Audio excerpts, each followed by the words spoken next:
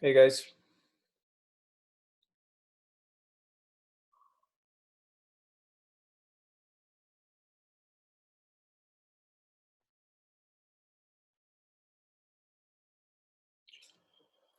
Right, are we all here? Yep. Hi. Hey Charlie. Hi Louis. Hello. Okay, so section one. So Sarah and Anthony, tell me what's the status of the stories in your section. So we approved everyone the end of last week / over the weekend, and we redirected a couple people to specify, like, kind of narrow in on some of their pitches. Matt, um, Matt, and maybe was it Cameron? One of them kind of just narrowed in on their story a little bit more, and we also had Vinny change his a little bit, just because it was similar to another person's in section 2. I think it was Josh's. And we also we're working with Corey right now. He sent in a new pitch this weekend because his had been already taken by another person who had sent theirs earlier in section 2. Okay. And so he sent in a new pitch, and we're kind of trying to redirect him a little bit because the new pitch is also similar to another person's. So we're just kind of trying to give him a couple options that's similar to something that he pitched, but not exactly what he originally pitched. Okay, you can probably try to help him narrow it down. So for instance, if he's saying, I don't know what his pitch is, but he usually like has a tendency to actually like discuss like all the athletes here, or like, well, why don't you focus on, like, I don't know, NBA athletes or NBA potential recruits or something like that, like, so narrow, try to give him Well, exactly. we gave him some suggestions in an email that Sarah sent out. So since the one he pitched was about how basically the community of like nurses is impacted by the situation, I think Sarah suggested that he focus more on how graduate schools are impacted by it. So like medical students kind of have to leave early in order to help out. And then I think I also pitched another idea, which could be like how different areas are impacted by it. So like how maybe a harder hit area, for example, how that response might change. So we gave him two options. We'll see what he says, but Do you think that he can actually work on one specific hospital or something I like mean, I think he can try, but I don't know how feasible that would be, considering that a lot of the doctors are very busy. okay. I did ask him, or I think once he accepts one of those that we suggested, or if he comes up with something new, I'll probably ask him to just focus on his local area and not do like a New York wide. Okay. Yeah, I think that probably steering him in that direction would be helpful for him. But other than those stories, do you have anything like that is not panning out, or somebody who's like in total like lost, or you have pretty much everything under control? I mean, everything is We have pretty everything. much in control for the most part. We're just waiting back for a couple of revised pitches, but other than that, everything is ready to go. Okay. Josh, Rabia, what's going on in your section? So, Yeah, okay. We got almost everyone's pitches except for Jake's. It was too general. I think he was planning on doing just how Long Island was handling COVID-19, but it had like no specific aim as to like who the who was or like which specific area he was planning on working on. We told him to resend it. We haven't heard back from him. But besides that, I think we're good with everyone, right, Josh? yep, yeah. How do you plan to help Jake? I mean, we sent a reply back to him as if he responds to us, or we can try reaching out to him again through a different channel. But Mhm. I um, know, I know he's working right now, so I was planning on suggesting that he does something about people who are still working at supermarkets, especially students, because it's not just him. He has like 2 or 3 friends that are working with him at Stop and Shop. I know he works for 40 hours a week, so I felt like that would be an interesting angle to take, because I don't think anyone's doing something That on many that. hours. Mhm. Okay, all right. I think that, yeah, I mean, when there's some instances that also Sarah and Anthony, there's some instances in which like people don't have any other option because they're working and like, I guess they're essential workers. They don't have a lot of options to go outside of whatever they are doing and report Mhm. because of the lockdown. I So mean, we yeah, can do what you suggested in class, which was essentially they can kind of do like a narrative based on where they work, yeah. or we So can yeah, like move around deadlines. It ultimately depends on how strict the person's schedule is. And I mean, we can work with them on like a case by case basis. okay, I think that yeah, what Anthony was saying, like we did remember that story with Spencer that was kind of a personal narrative. Yeah. It needs to be reported. There needs to be external sources, etc. But it could be based on something that is personal. So suggest that to Jake too. Maybe that's an avenue he can actually take. So center everything on his personal experience, and then people like him, like other students or people who are working 50 hours, whether he's having any um, like protective equipment given to him, or he has to furnish his own things. So try to help him. Um, maybe like even if it's a personal narrative, that would be an option, I think, at this point. Yeah. Yeah. So Maya and Cindy, what's up with the transition? I mean, is our stories too similar? Have you been able to like shift any of those? Ultimately, have you approved of the all the stories? You think that they're okay? Yeah, I think there's a Yeah. diverse stories. There were like a handful that are kind of similar, but with Josh and Robert, we reached out to them, so I think now they're good to go. Yeah, I don't really see any overlap. I think every story is pretty much unique and everyone has their own take on it. Okay. So one thing that I would encourage you is to actually think of also, I mean, you will have your have you set up the sub-editing teams, like the multimedia, fact checking and everything else? I think both sections have done that. Pardon me? I was saying I think both sections have done that. Okay, all right. So when the stories start to coalesce and you start seeing like exactly what people are reporting, because one thing is what they say they're going to be reporting on, and a different thing is like what they're actually going to be able to report on, right?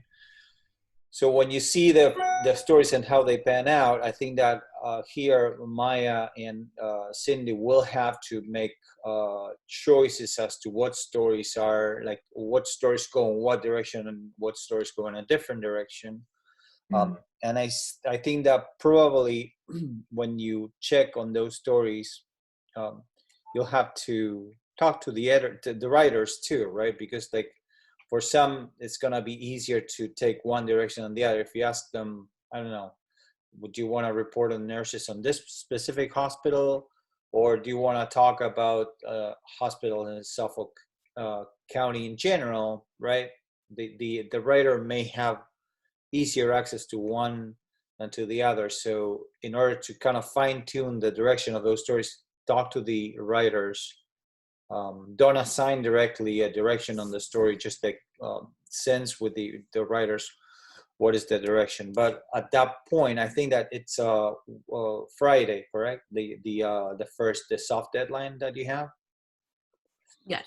So by Friday, you will have a good sense of what of what's the general direction of the stories. Now, one thing also to consider is the multimedia use, right? So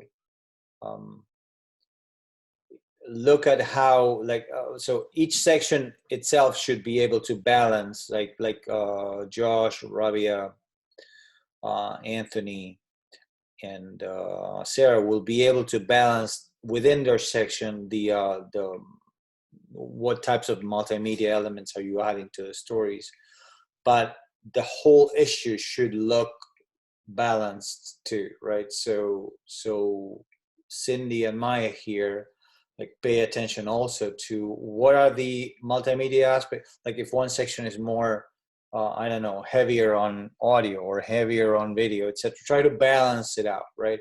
Like ask the editors, hey, you need a couple more, I don't know, slideshows, or you need a few less, turn those audio postcards into slideshows, because there's too many of those, and comparatively you're overpowering that data compared to the other section. So that's something Maya and Cindy, you will have to look into. Okay. Mm-hmm. Okay. Anything that I should be aware of at this point? Like, do you think that the deadlines that people are working okay? That do you have any, worrisome updates or concerning stuff that we should discuss? No. So everything is on track. Louis, Charlie, anything do you want to add or need to add? If I may, really quick, you were talking about how they should try and keep a varied like multimedia aspect. I think that's really important, and a bit of advice from our publication last semester. Specifically with video, it was very hard, and that's going to be even harder now. So what ended up happening was two people's stories fell through at the last minute, and then there was a miscommunication on one other person's part. So I believe we had 13 stories, and 4 of them were supposed to have videos, and on publishing day we only had 1 video. So try and make sure that doesn't happen, because that was a very rough situation to be in. And I'm sure you could understand, like, it doesn't seem like it'd be that important at first, but when you think about it, like if you're publishing X stories a day and like 10 of them are slideshows and like 2 of them are audio postcards and 1 of them is a video, it just doesn't really look great, you know? Yeah, so try to like pay attention to this early on, right? So, I mean, you have some, like, as you know, there's people who are more reliable than other people. Try to see if you can actually create, I don't know, a core of people you rely on, you can trust, that are going to be delivering, I don't know, video. You know that there's some people who have done a relatively good work coping with the limitations that you had. I don't know, I've seen like creative solutions like by several video people here. Like, so try to use those same writers and journalists to actually like resolve a priori the potential video issue, right? One thing that I like to see, and I don't know if that's going to be possible, but maybe the coordination editors, Maya and Cindy, you can actually have a conversation with the multimedia editors in both sections. So we have a very similar, maybe they can create a template for the opening and closing titles in videos, and the opening and closing titles in slideshows, right? In slideshows. So the multimedia editors create those 2 things, and then they share with everybody else, right? The opening and closing slides for or the template, right? Like in whatever format they can, GIMP or Final Cut or whatever it is. So we have pretty much the same fonts and the same everything when they have opening and closing titles, and that creates a little bit more of a unified look and feel. Yeah, does that make sense, Maya, Cindy? Yes. Mm-hmm. So try to coordinate with the multimedia editors. And what are the editorial teams, the sub-editorial teams that we have at this point? So for me and Anthony agreed that we were going to we had 2 people, or we had 4 people volunteer for different positions. So we made them kind of like the head editors of each of those positions. Sarah Beckford's the fact checker editor. Nikki Naziri is the line editor editor, and multimedia is both Noor and Cameron, because they both wanted to do that position. And Okay. so underneath them, I put some other people to help them. But those are like the main editors of those positions and sections. Okay, and on section 2? Yeah, we have Kelly as the multimedia editor, and then we divided the rest of the class up. There were some people who volunteered to be either line editors or fact checkers, and then we put them in that group, and then we just divided the rest of the class up into fact checker and line editor. Okay, make sure that you have responsibles for each one of those teams. So you have a fact checker, like you have a fact checking team, but somebody needs to be coordinating that, right? Like make sure that all the stories are fact checked, make sure that all stories are assigned, because like push comes to shove when publishing day comes, if not every story is checked or not every source is checked, then we don't know if we can publish or not. Okay. Can I ask one question? Yeah, Sarah. I assigned a social media editor, which is Spencer, but I'm unsure of what platforms want her. Do we have an Osprey social media platform? So so those social media editors, what is yours in section 2? Who's the social media editor? Do you have one? We were gonna pick one, but we haven't yet. Okay, so we need to talk to Paul Christensen. He set up, I think he set up a Twitter account in the past. I haven't touched it like in years. And a Facebook account too. So whenever you have those 2 people, email like the coordination editors, like get a hold of them too and send an email to me and to Paul, and I can communicate with Paul about this. Yeah? Sounds good. Okay. Maya, does it make sense? Mhm. Okay, perfect. All right. All right, so everything is on track. If there's anything that you need from me or Louis or Charlie in order to make this easier, just let us know. I know that section 1 is kind of having like, well, there's a couple of people in section 1 that that are having some issues with deadline. We probably will hear now from section 2, right? Those people who may be having issues with deadline. I won't move the firm deadlines because those are kind of, I mean, we don't have any extra room to move them anywhere. But you can actually play around with the soft deadlines, Josh and Rabia. So you can actually, if somebody is like totally like, I don't know, working like Jake, for instance, you're saying he's working so many hours and he has probably issues at home, etc. You can accommodate that soft deadline, and maybe if you have somebody, I mean, this is also for Sarah and Anthony. If you have somebody who's fully accomplished and delivered everything that they needed to deliver, and you can ask that person to help. And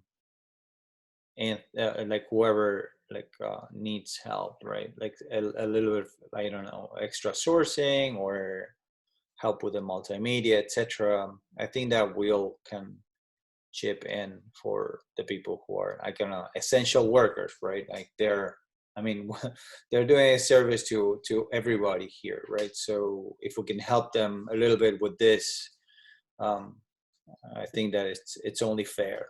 I don't know what if you think that that makes sense or not, guys.